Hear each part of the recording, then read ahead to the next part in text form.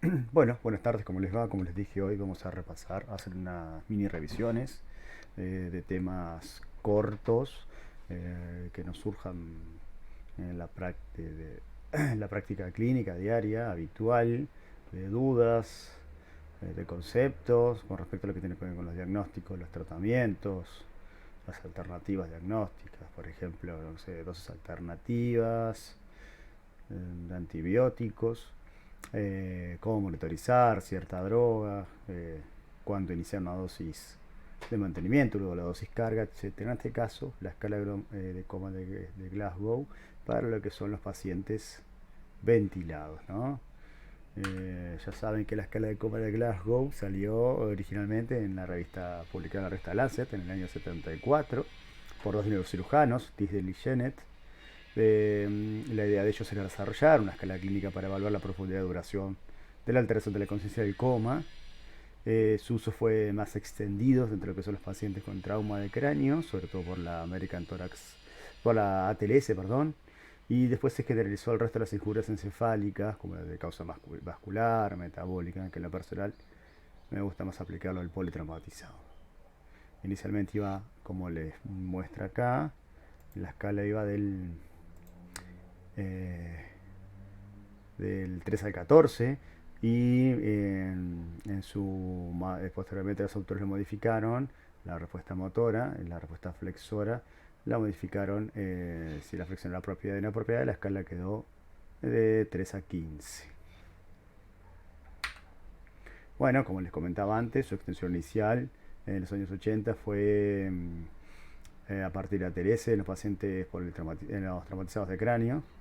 Y más adelante la Federación Mundial de Sociedades de Cirugía utilizó esta escala para los pacientes con hemorragia subaracnoidea a partir del año 88.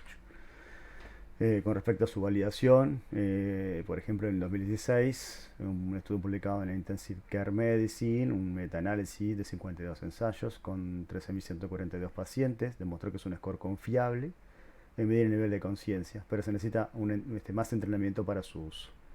Hay incapacidad para predecir el resultado, la variación de la confiabilidad entre evaluadores y el uso es inconsistente. Estas son las críticas que se le hacen a la escala de coma de Glasgow. ¿Cómo es que se aplica este score en los pacientes con RM invasiva, ya sea traqueostomía, sonda traqueal? Los pacientes intubados, como saben, no pueden hablar y no se puede evaluar su puntuación verbal. Por lo tanto, se evalúa únicamente en función de la apertura de los ojos y las puntuaciones motoras y se añade el sufijo T a su puntuación para indicar si está ventilado. Por ejemplo, en los pacientes intubados la puntuación máxima de Glasgow es de 10T y la puntuación mínima es de 2T. ¿No? Si tenemos un paciente con una apertura ocular eh, espontánea y tiene una respuesta motora adecuada, bueno, le vamos a agregar la puntuación sin valorar la puntuación verbal y ahí le ponemos el sufijo T. Esto validado en este estudio, ¿no?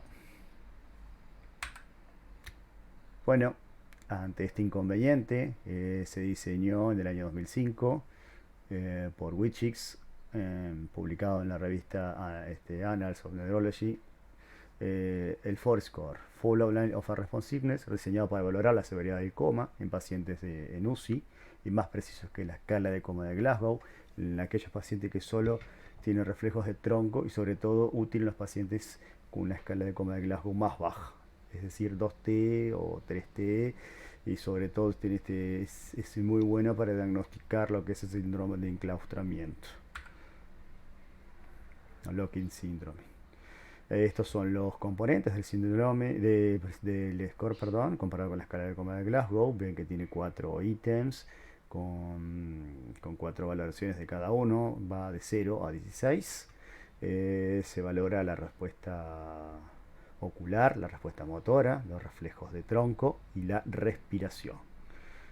Por ejemplo, si está ventilado o no está ventilado. En caso de que no esté ventilado, si tiene respiración de Cheyne-Stokes, por ejemplo. Si no está ventilado, si la respiración es irregular, se respira por encima del respirador o no tiene respiración. Acá está un instructivo en el artículo que les mencioné. Dice cómo valorar las diferentes respuestas, desde la ocular, la motora los reflejos de tronco y la respiración.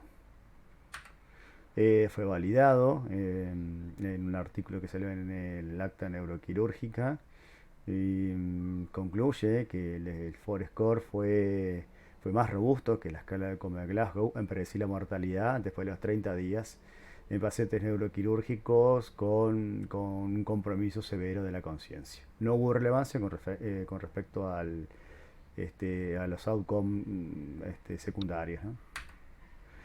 Bueno, más que nada quería comentarles y dar inicio a este tipo de charlas.